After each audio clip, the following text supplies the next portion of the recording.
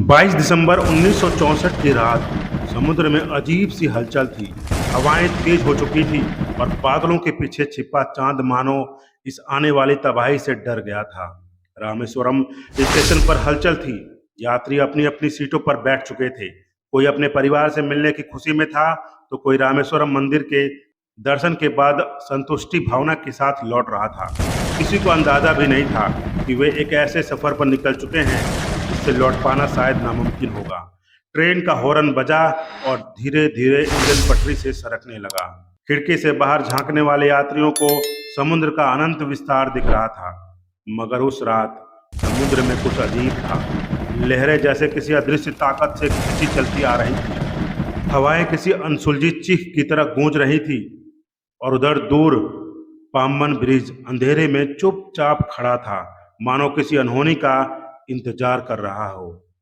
11:05 पर मौसम विभाग से चेतावनी आई। एक भयंकर चक्रवात धनुष कोड़ी साइक्लोन रामेश्वर की ओर तेजी से बढ़ रहा था। लेकिन 1964 में संचार के साधन इतने तेज नहीं थे यह संदेश ट्रेन तक सही समय पर पहुंचाया जा सके। इधर ट्रेन समुद्र के ऊपर बने पाम्बन ब्रिज पर प्रवेश कर चुकी थी। आखिर उस ऐतिहासिक रात उस ट्रेन में उसमें बैठे यात्रियों के साथ क्या क्या हुआ, जानने के लिए इस वीडियो के अंत तक बने रहिएगा। 22 दिसंबर 1964 की रात समुद्र के ऊपर फैला लगभग 2 किलोमीटर लंबा पाम्बन ब्रिज भारत का पहला समुद्री पुल जो रामेश्वरम को मुख्य भूमि से जोड़ता था, अंधेरे में किसी प्राचीन योद्धा की तरह खड़ा था। यह पुल हजारों यात्रियों का साक्षी था, लेकिन उस रात उसकी परीक्षा होने वाली थी। एक ऐसी परीक्षा जिसे ना पुल जीत सका, ना उस पर गुजरने वाली ट्रेन। रात के करीब 11:55 पर मौसम विभाग ने चेतावनी दी। धनुष कोडी साइक्लोन अपनी चरम सीमा पर पहुंच चुका था और कुछ ही मिनटों में तबाही मचाने वाला था।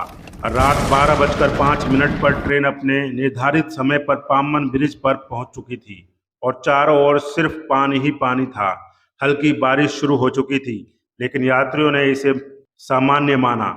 कोई अपने परिवार से मिलने की खुशी में था, तो कोई रामेश्वरम के दर्शन के बाद आध्यात्मिक शांति महसूस कर रहा था।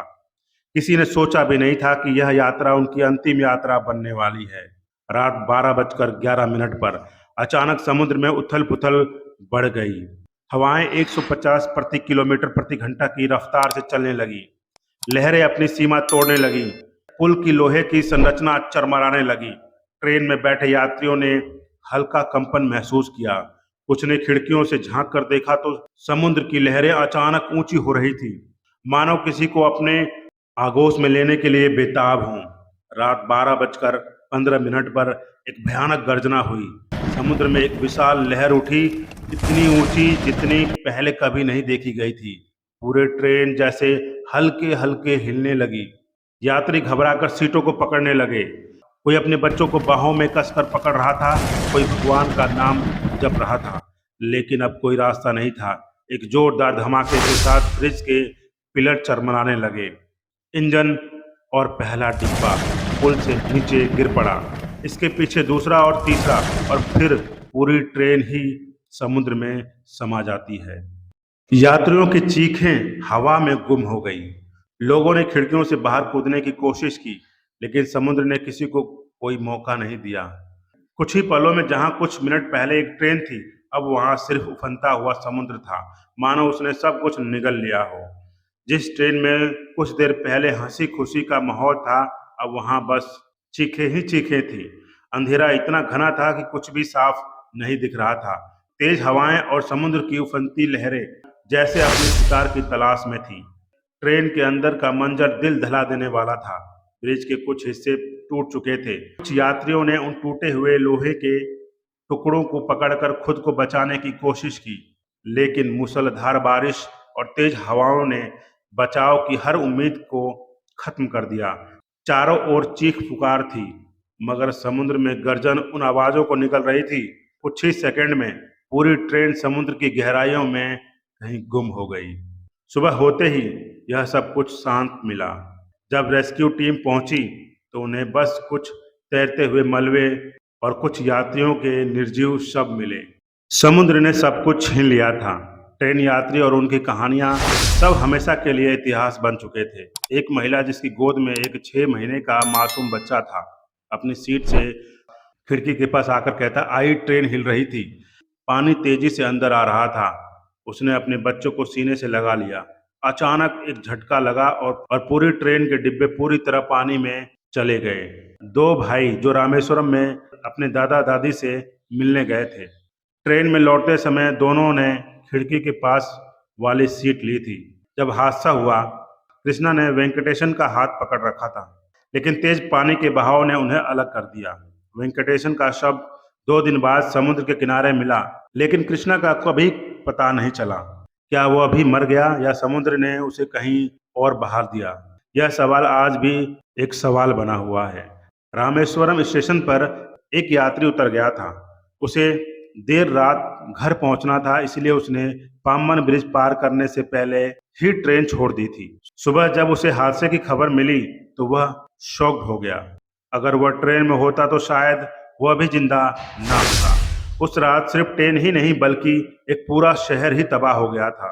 धनुषकोडी, जो कभी रामेश्वरम के पास एक खूबसूरत तीर्थ स्थल था, अब वो सिर्फ खंडहरों का ढेर बन चुका था। जैसे ही ट्रेन समुद्र में समाई, वैसे ही चक्रवात ने धनुषकोडी पर भी अपना कहर बरसाना शुरू कर दिया। 200 किलोमीटर प्रति घंटे की रफ्तार से चल रही हवाओं ने मकानों को उखाड़ फेंका, मंदिरों को तोड़ दिया, रेलवे स्टेशन को मिट्टी में मिला दिया। सुबह तक पूरा शहर समुद्र में समा चुका था। जो लोग रात में अपने घरों में सोए थे, वे कभी जाग नहीं पाए। सड़कें, घर, दुकानें, सब कुछ पानी में बह चुका था। इस चक्रवात ने अनगिनत लोगों की जान ले ली थी। सुबह होते ही इस हादसे की खबर फैल गई।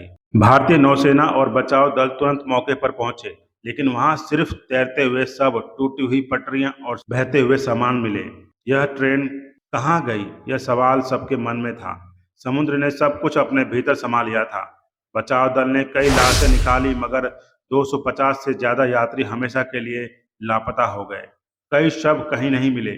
कुछ का मानना है कि वे समुद्र के नीचे दफन हो गए, तो कुछ का कहना है कि समुद्र ने उन्हें अपने पास रख लिया। इस हादसे के बाद सरकार ने 1974 में पाम्बन ब्रिज को फिर से बनाया। नया ब्रिज आधुनिक तकनीक से बना, जो समुद्री तूफानों को झेल सकता था। मगर हादसे की दास्तान आज भी उस पुल के नीचे की लहरों में गूंजती है। आज भी जब कोई ट्रेन इस ब्रिज से गुजरती है तो लोगों की आंखें नम हो जाती हैं। उस भयावह रात की यादें आज भी जिंदा हैं। अब सवाल यह उठता है कि अगर मौसम विभाग की चेतावनी ट्रेन तक पहुंच जाती तो क्या यह हादसा टल सकता था? अगर संचार व्यवस्था बेहतर होती तो क्या धनुषकोडी को बचाया जा सकता था? क्या सच में वहां आत्माएं भटकती हैं, या यह सिर्फ डर की कहानियां हैं? इस घटना ने हमें यह सिखाया है कि कुदरत के सामने इंसान कितना बेबस है। मगर यह कहानी सिर्फ एक हादसे की कहानी नहीं है, बल्कि उन अनगिनत सपनों की कहानी है जो समुद्र में समा गए। और दोस्तों, ऐसे ही वीडियो देखने के लिए इस चैनल को जरूर सब्सक्राइब कीजिएगा और वीडियो को लाइक करके अपने दोस्तों और फैमिली मेंबर्स को जरूर शेयर कीजिएगा। तो मिलते हैं नेक्स्ट वीडियो में, तब तक के लिए बहुत बहुत धन्यवाद।